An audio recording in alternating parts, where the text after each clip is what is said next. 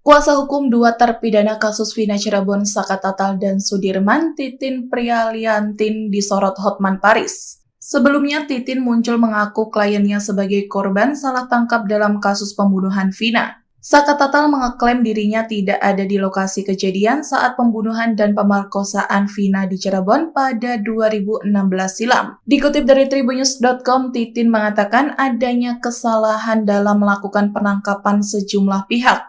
Hotman Paris selaku kuasa hukum keluarga korban Vina menanggapi pernyataan dari pihak Saka Tatal. Pengacara kondang ini menantang Titin untuk membuktikan beberapa hal jika benar Saka Tatal adalah korban salah tangkap. Tantangan itu diungkap Hotman Paris melalui unggahan Instagram pribadinya pada Sabtu 25 Mei. Dalam postingannya, Hotman mempertanyakan adakah upaya kuasa hukum Saka mengajukan peninjauan kembali demi bisa membebaskan kliennya. Pasalnya, Hotman Paris menyoroti sikap Titin yang begitu lantang koar-koar di televisi membantah keterlibatan kliennya dalam pembunuhan Vina. Hotman pun meminta wartawan untuk membantu menanyakan perihal tersebut kepada kuasa hukum Saka Tatal.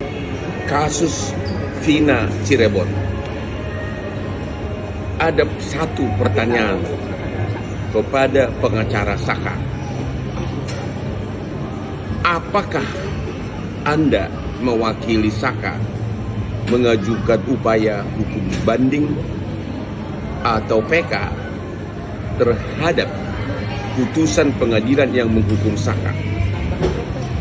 Anda mengatakan bahwa Saka itu tidak terlibat, tidak bersalah.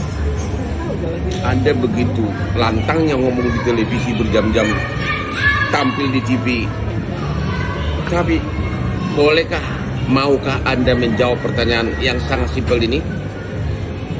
Sebab kalau Anda tidak banding, Anda tidak PK, maka semua pernyataan Anda menjadi gugur terpatahkan.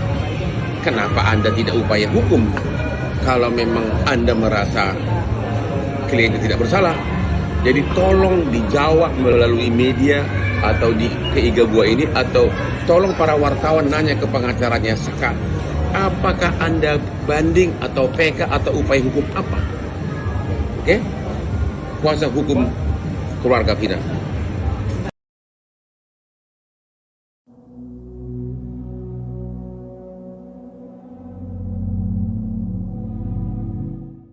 Sosok Peggy Setiawan alias Peron terus menjadi sorotan publik. Terlebih terduga pelaku pembunuhan Vina Cirebon itu dibela habis-habisan oleh ibu kandungnya bernama Kartini. Ibu Peggy memuji anaknya yang soleh, tetapi di sisi lain jejak digital mengungkapkan fakta lain.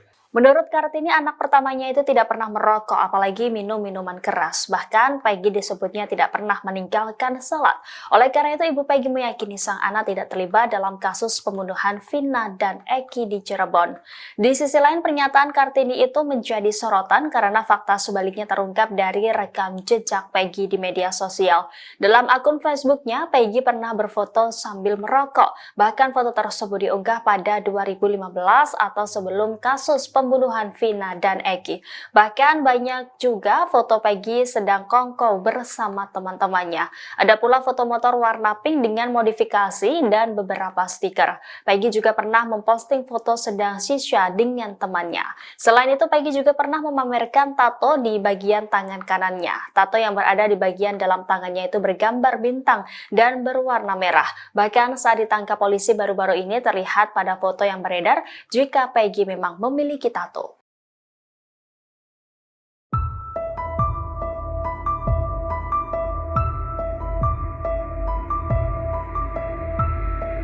Sosok orang tua Egy alias Peggy Setiawan alias Peron pelaku DPO kasus pembunuhan Vina Cirebon baru terungkap.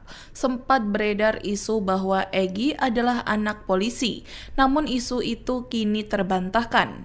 Dikutip dari Tribunnews.com, kasus Vina Cirebon 2016 masih menjadi sorotan, lantaran kasus 8 tahun lalu belum terungkap sampai sekarang. Salah satu pelaku DPO Peggy alias Egy baru ditangkap di Bandung. Sebelumnya banyak isu bahwa ayah Peggy adalah seorang polisi. Namun setelah ditelusuri, keluarga Peggy alias Peron alias Egy hanyalah orang biasa. Keluarga Egy juga dikenal keluarga yang sederhana. Ayah Egy juga ternyata bekerja sebagai seorang kuli bangunan. Egy diduga menjadi otak pembunuhan terhadap Vina dan Eki yang terjadi pada 2016 silam.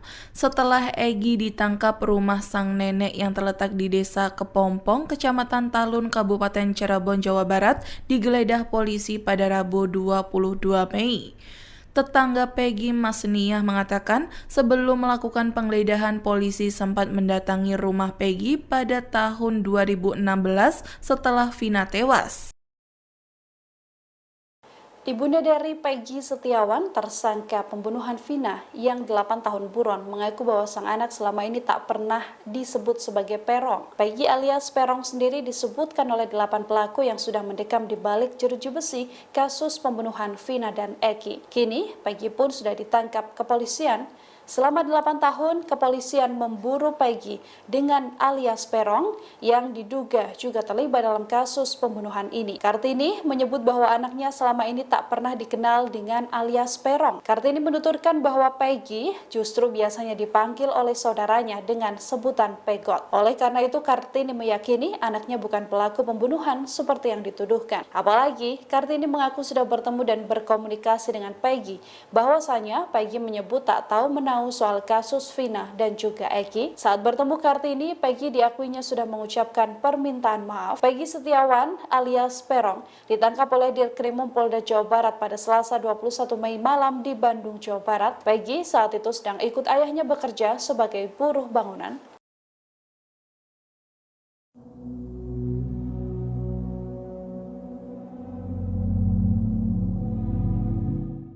Rumah Peggy Setiawan alias Perong ternyata sudah pernah didatangi oleh pihak kepolisian pada tahun 2016 terkait pembunuhan Vina dan Eki di Cirebon.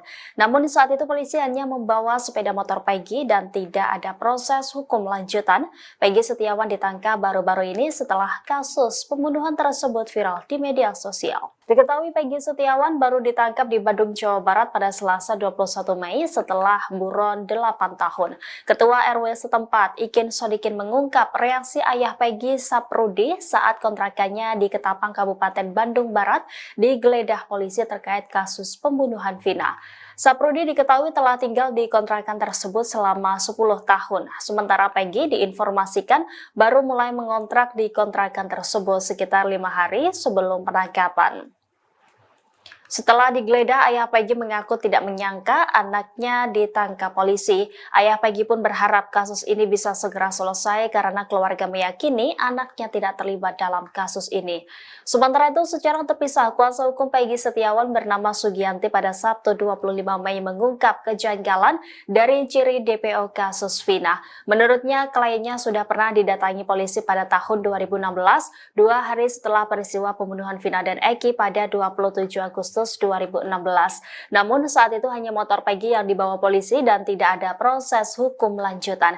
Hanya saja tidak disebutkan rumah yang mana yang diperiksa polisi saat itu.